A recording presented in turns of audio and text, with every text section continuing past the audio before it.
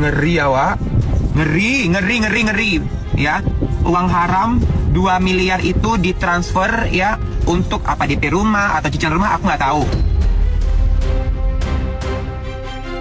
Kalau dibilang kecewa, ya sudah pasti kecewa. Kalau memang santai ya disiapkan aja koper atau baju, nanti nggak apa-apa, persiapan aja gitu.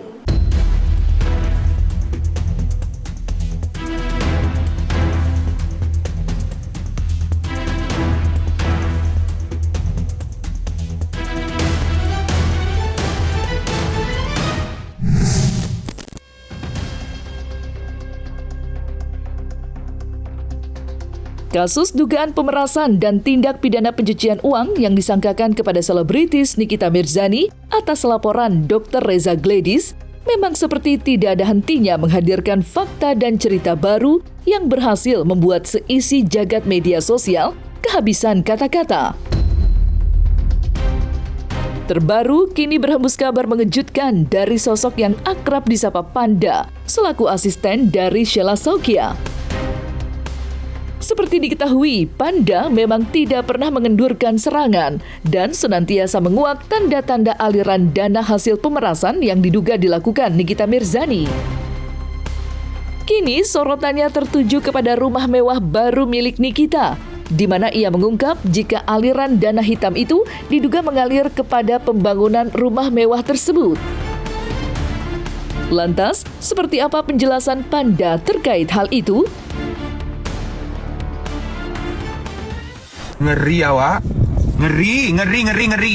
Ya, uang haram 2 miliar itu ditransfer ya untuk apa, DP rumah atau cicilan rumah, aku nggak tahu. Pokoknya 2M itu ditransfer ke rumah kreditnya yang di Nafa Park itu, dan rumah itu atas nama Nikita Mirzani.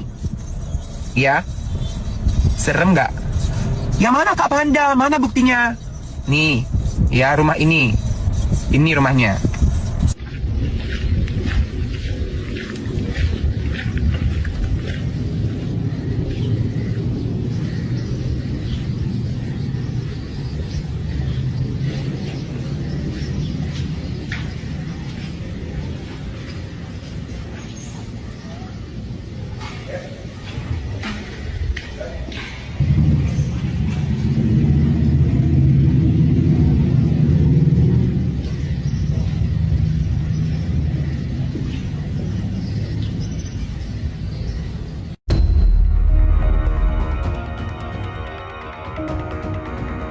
Selain menyuarakan dugaan-dugaannya, kemarin Panda turut meluapkan pula rasa tidak sukanya kepada Nikita Mirzani yang dikabarkan kembali mangkir dari pemeriksaan polisi.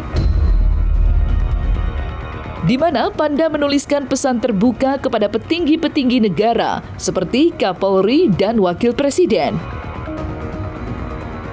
Nikita Mirzani dan Mail sekarang sudah menjadi tersangka dan ini sudah panggilan kedua, tetapi tidak hadir dengan dugaan syuting.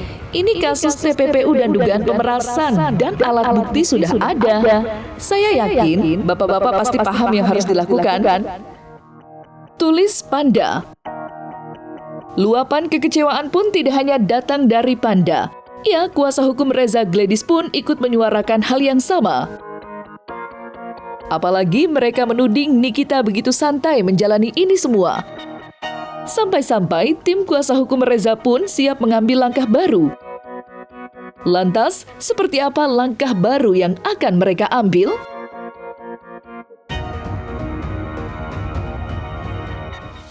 Kita akan lakukan upaya hukum sebagaimana yang diatur dalam Peraturan Kapolri Nomor 6 Tahun 2019 Pasal 41 ayat 3. Ya, kita akan meminta Bapak Kapolri dalam ini Irwasum untuk melakukan pengawasan insidental.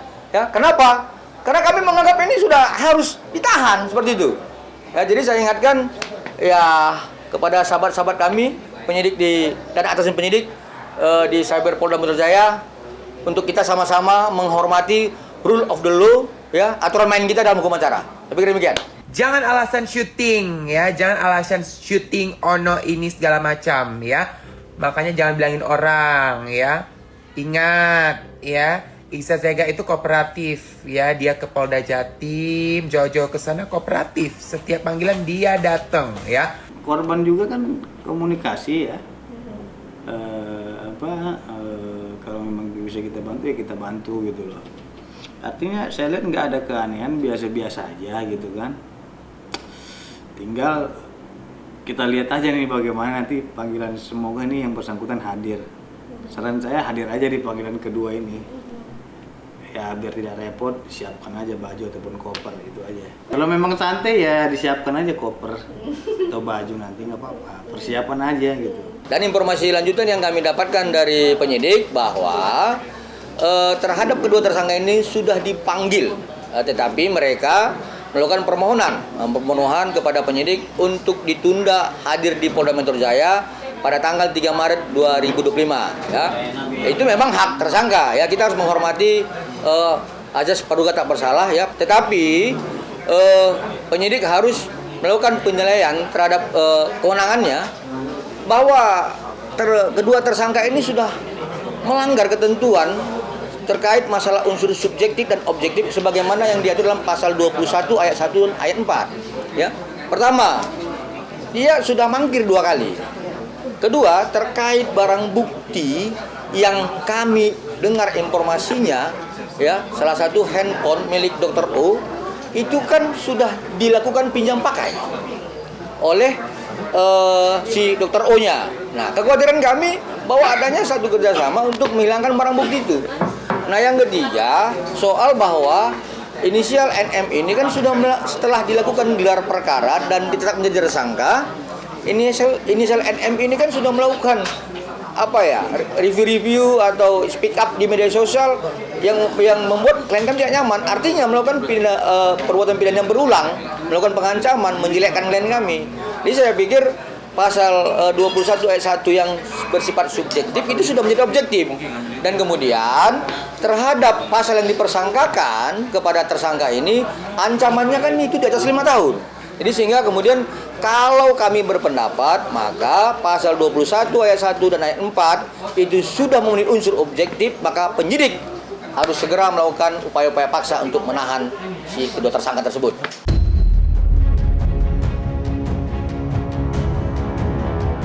Di lain sisi, Nikita Mirzani sepertinya sama sekali tidak terganggu dengan penetapan namanya sebagai tersangka dalam kasus yang dilaporkan Reza. Ya, melalui berbagai siaran langsung di media sosial, Nikita masih saja bersikap santai, layaknya sedang tidak dibayang-bayangi kemelut hukum.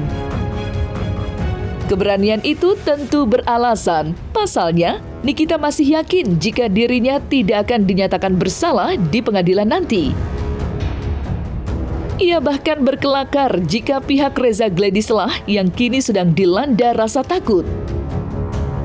Menariknya lagi, Nikita bahkan sempat memberikan klarifikasi soal kehamilannya yang ternyata hanyalah candaan belaka.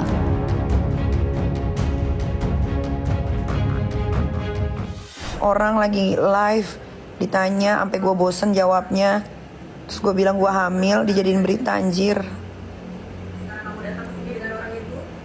Bener-bener deh. Gue sih nggak apa-apa kalau misalkan hamil juga, so what? Iya, saya doakan semoga nanti pas persalinan ada yang nemenin.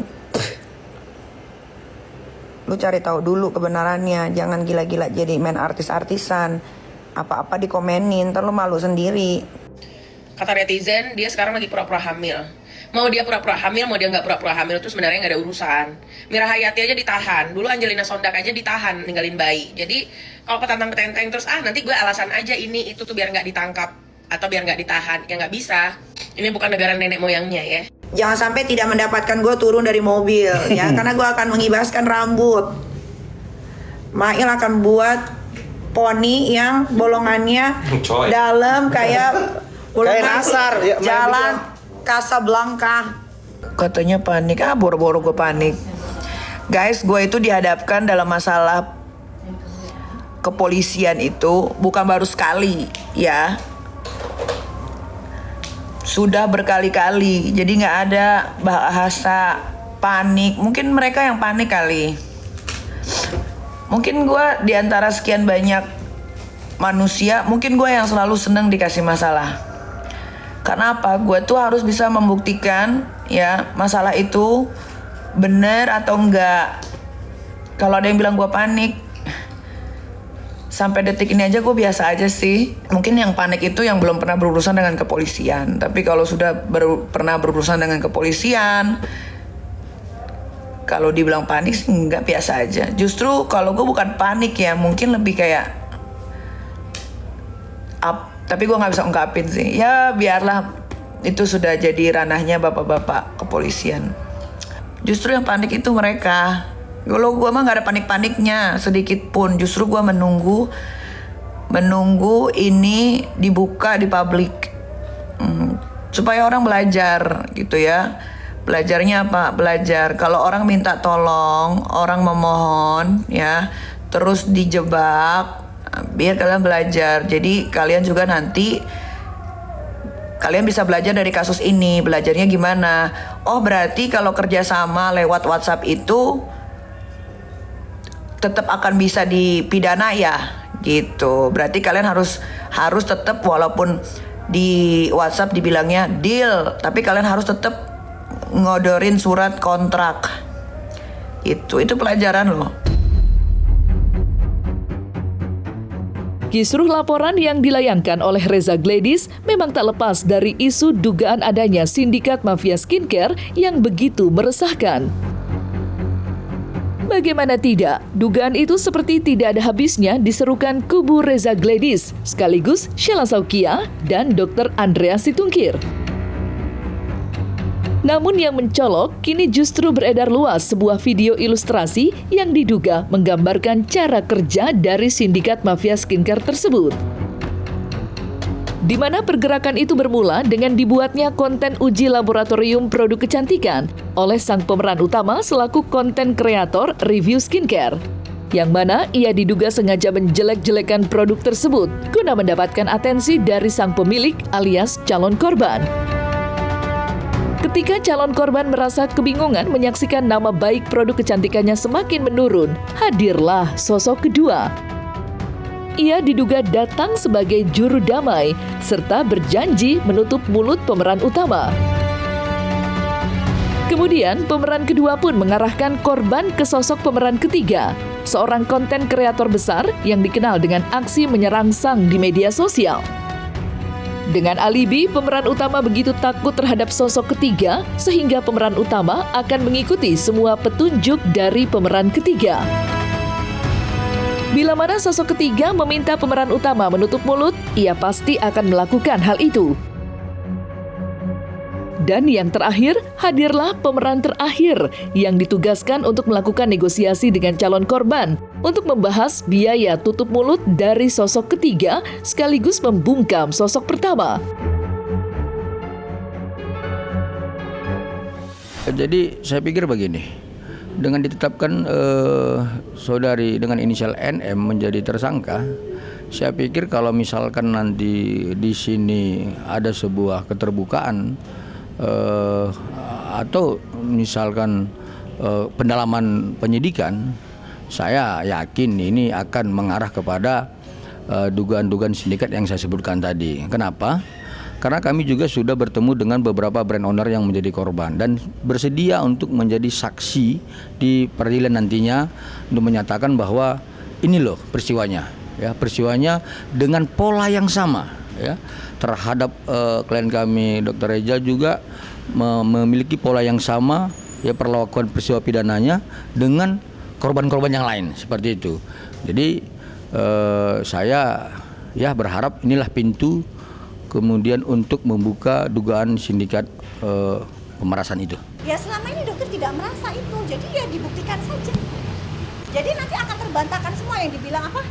Sindikat apa, iya, semua tidak pernah ada. Sindikat pemerasan dibilangnya. Nah iya, jadi dokter itu bingung, dibilang, Mas ini nggak ngerti sama sekali, tapi kok seolah-olah dibuat seperti itu. Dan mereka menginginkan penggiringan opini ini benar. Jadi sesuatu yang tidak ada, digiring benar-benar ada, jadi masyarakat ini dibuat benar-benar percaya. Gitu. Padahal sebenarnya nggak ada, bahkan kan Pak Ade Ari sendiri tidak menyebutkan adanya doktif di situ. Jadi kalau memang yang salah, ya salah. kalau yang bener jangan dikait-kaitin, diikut-ikutin karena rasa benci. Gitu, karena adanya rasa benci ke Doktif yang nggak ngerti apa-apa dikait-kaitin, pokoknya Doktif harus kena, kita giring opini. Nggak begitu. Gitu. Jadi masyarakat jadi cerdas aja. Kita lihat faktanya. Gitu, seperti apa? Adakah bukti-bukti yang mengarah ke seperti itu? Dan itu masuk ke ranah hukum. Jangan penggiringan opini disebar di medsos seperti itu. Kan itu bisa dipenggal, diedit. Jadi luar biasa, Dokter merasa ini fitnahnya luar biasa dan kalian pelakunya itu sangat dolim. Ya, jadi kalian tinggal tunggu aja waktunya dan jika tidak terbukti, apa yang akan terjadi? Semua akan balik ke diri kalian. Trik ini ada trik gelapnya gitu loh. Trik gelapnya itu seperti ini. Ketika kita memberitahu hal yang benar dan itu by data, kemudian secara aturan sudah benar, kita akan diserang oleh buzzer robot gitu ya. Kan nggak bisa tutup mata tutup telinga, kita bisa cek oh ini buzzer gitu, bukan akun asli.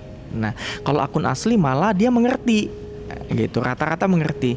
Tapi yang paling dahsyat itu adalah ada buzzer yang memang punya peran seorang artis besar untuk bersuara untuk menguatkan bahwasanya itu salah, padahal tidak gitu. Artinya followers ini akan ikut-ikutan. Nah, jadi buzzer ini jadi dikuatkan oleh induk si buzzer ini sehingga masyarakat mengikutinya.